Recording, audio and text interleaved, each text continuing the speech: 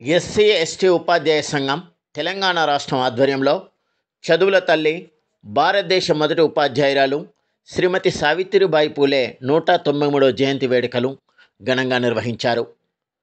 హైదరాబాదులో ఆదివారం Ankineedu CVR GVR garden hall, new బోయిన్పల్లిలో నిర్వహించిన సావిత్రిబాయి పూలే అవార్డు కార్యక్రమానికి ముఖ్య అతిథిగా రాష్ట్ర పంచాయతీరాజ్ స్త్రీ శిశు సంక్షేమ శాఖ మంత్రి సీతక్క హాజరయ్యారు. ఈ సందర్భంగా వివిధ జిల్లాల నుంచి వచ్చిన ఉపాధ్యాయులు ఆమెను ఘనంగా సన్మానించారు. తదనంతరం మంత్రి సీతక్క ఉపాధ్యాయురాలను సావిత్రిబాయి అవార్డుతో ఘనంగా సన్మానించారు. తదనంతరం ఏర్పాటు చేసిన కార్యక్రమంలో మంత్రి సీతక్క మాట్లాడుతూ, సమాజంలో తలెత్తుకొని మహిళలు ముఖ్యంగా బయటకు వస్తున్నారంటే చదువుల తల్లి, ఆ తల్లి యొక్క జయంతి ఉత్సవాలను మరి ఈరోజు ఎస్సీ ఎస్టీ ఉద్యోగ ఉపాధ్యాయ సంఘాల ఆధ్వర్యంలో నిర్వహించడం చాలా సంతోషదాయకం. ఇప్పటికే నేను ఒక 3 సమావేశాలలో గతంలో మరి జనవరి 2 కానీ 3 కానీ వివిధ రూపాలలో మన సోదరులు పెట్టినటువంటి మీటింగ్లకు అన్నింటికి కూడా హాజరవ్వడం జరిగింది. ఈరోజు వాస్తవానికి చాలా కష్టతరంగానే ఉండే ములుగు నుంచి బయటికి రావడం.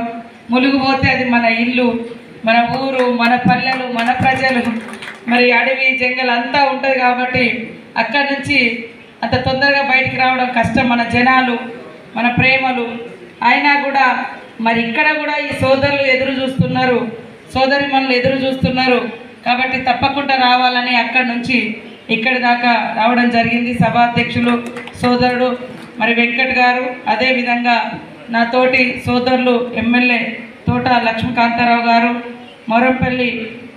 మారంపల్లి లక్ష్మీనారాయణ గారు, చవాన్ సుఖాన్ సింగ్ గారు, యాదగిరి గారు, దయచేసి అంటే మీ పోస్టులు అంటే మీ సంఘాల పేర్లు చదవలేకపోతున్నాను ఎందుకంటే కాలాతీతమైంది, లేట్ అయిపోయింది మీ అందరికీ. కురి చంద్రశేఖరరావు గారు, బాబురావు గారు, కిష్టయ్య గారు, మారుతి గారు, శ్రీనివాస్ గారు, ఎంయూ గారు, అదేవిధంగా కూడా మిమ్మల్ని అందరినీ నన్ను మీకు అందరికీ పరిచయం చేసింది నా సేవ. అంటే ఆ రకంగా ఒక నలుగురి కోసం మనం పనిచేస్తే తప్పకుండా గుర్తుపెట్టుకుంటారు, ఈ రకమైనటువంటి గౌరవాన్ని ఇస్తారు అని చెప్పడానికి మరి ఈరోజు ఎంతో దూరం ఎవరినో వెతకాల్సిన అవసరం లేదు. నాకు దక్కిన గౌరవము ఈరోజు కష్టకాలంలో సమాజం అంతా సైలెంట్గా ఉన్నప్పుడు, అయ్యో మా కోసం ఎవరు వస్తారు అన్నప్పుడు నేను బయటికి వచ్చిన నా ఏరియాలోనే, నేను ఎక్కడికి బయటికి వెళ్ళలే.